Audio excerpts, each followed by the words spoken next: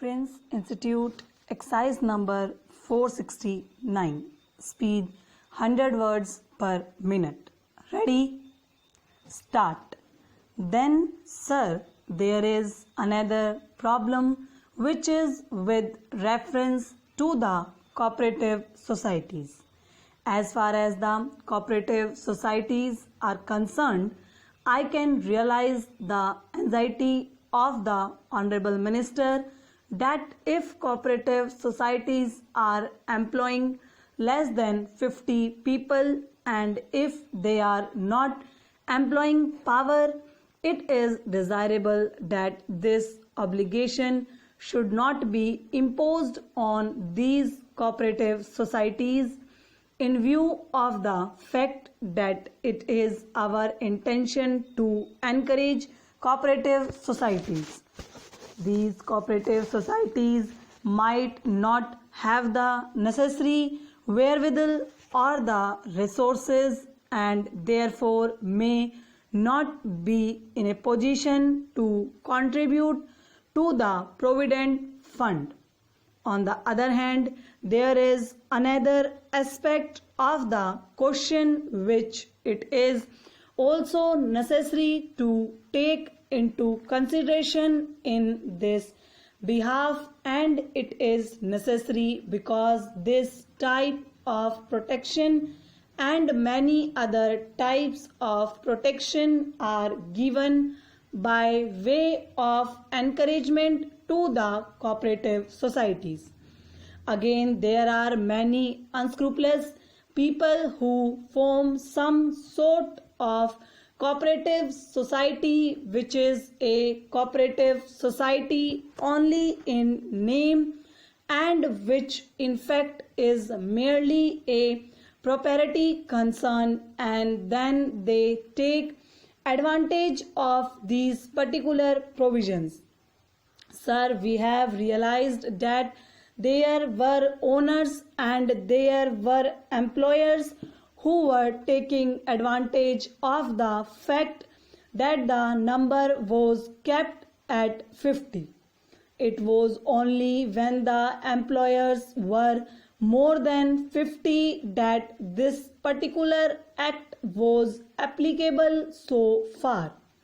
They were partitioning their establishment into various departments and into various units, and thereby they were trying to escape from the provisions of this act. Fortunately, the government has now made it clear in this bill that no such partitioning will be useful to the employer, because even if there is partitioning now, they will all be considered as one consolidated establishment, and if there were more than 20 people employed, then this particular law will be applicable to them. Some such trick is likely to be resorted to by the employer by calling his concern a cooperative society and thereby trying to escape the extension of the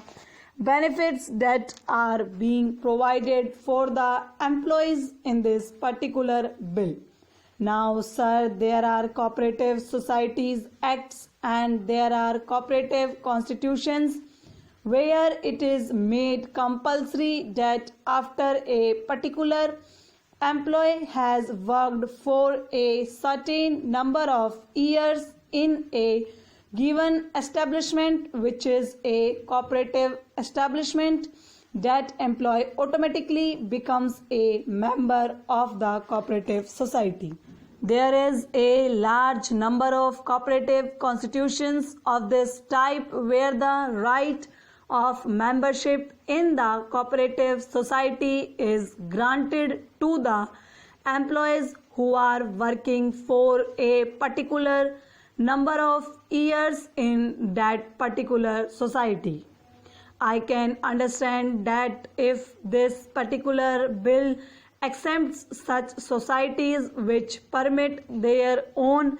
employees to become members of those cooperative societies, it would be quite fair, because in that case these employees themselves will become members, and therefore they will have a dual role of employers being members of the cooperative society and also of employees. If, however, a particular constitution does not provide for such compulsory registration of its employees who have worked for a particular number of years in that concern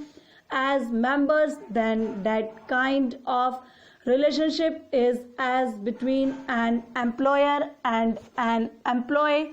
and only in exceptional cases should the government come forward to exempt such cooperative societies from the provisions of this act.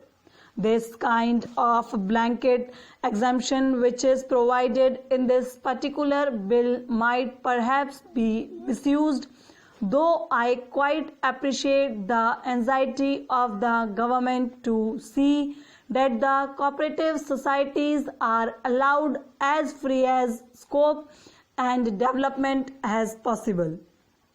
In view of the national policy that the cooperative sector should be encouraged as far as possible, therefore I suggest that as far as this provision of exemption to the cooperative societies is concerned, this exemption should be given only to those societies which permit their employees to become members of the cooperative societies, and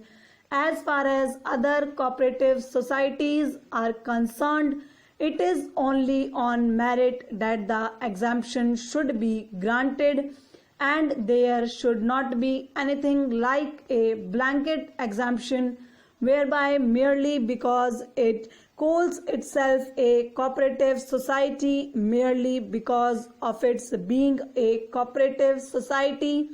it enjoys the exemption which has been provided therein. Then, sir, there is the question of what is known as the infancy of an industry. Here again, sir, a distinction is made between establishments that employ 50 or more people and the establishments that employ between 20 and 50 people. Now, sir, as far as the establishments that employ 50 or more people are concerned, the infancy period is defined as 3 years, while in the case of establishments that employ between say 20 and 50 people, the infancy period is extended up to 5 years. Here again, I do not see any propriety of this particular type of extension. I would like to draw the attention of the Honorable Minister to the fact that there are a large number of industries that are coming up. Stop.